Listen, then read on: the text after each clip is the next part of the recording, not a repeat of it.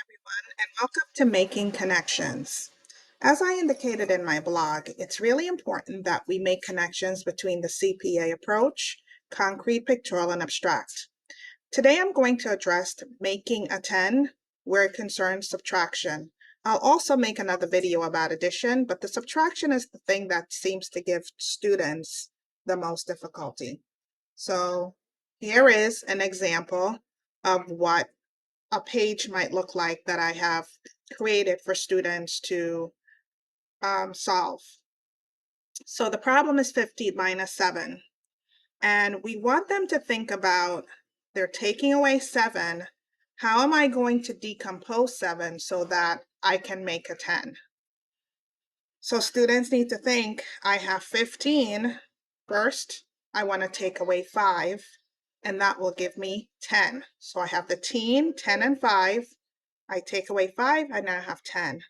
What's left of the 7? There's 2 left of the 7. So we want kids to know that they have the 10, they take away another 2, and that means 10 take away 2, or 15 take away 7 is 8.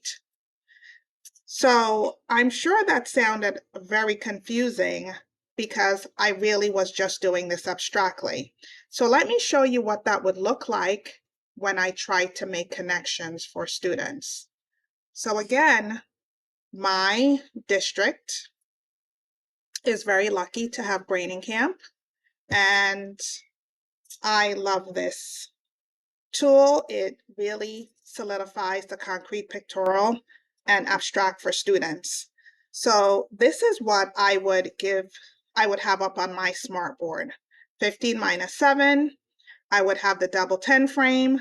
The students in front of them would have the map of the double 10 frame, and they would have the number path up to 20.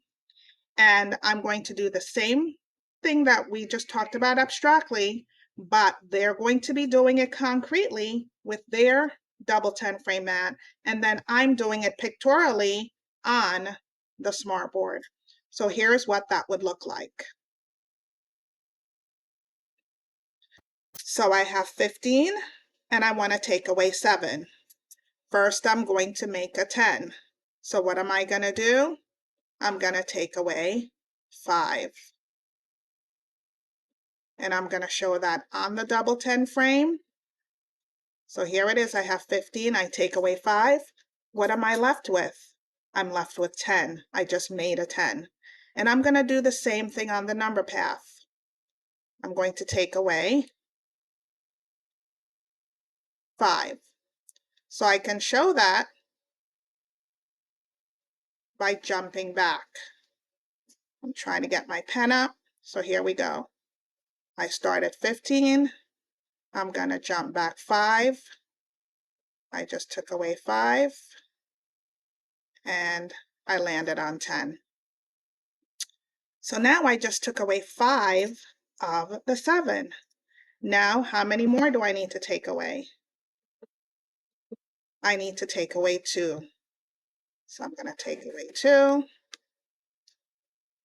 And what's left? The 8. And here it is. I'm going to show the same thing on the number path. I'm going to jump back 2. And I land on 8. Sorry, that's a little sloppy because I'm writing with my mouse. So do you see how this makes more sense for students now that they've connected the concrete, the pictorial, and the abstract? And you're going to do several examples. I'm attaching the worksheets that I use with my students to help you be more successful. Let me know if this works with your kiddos. Have a good day.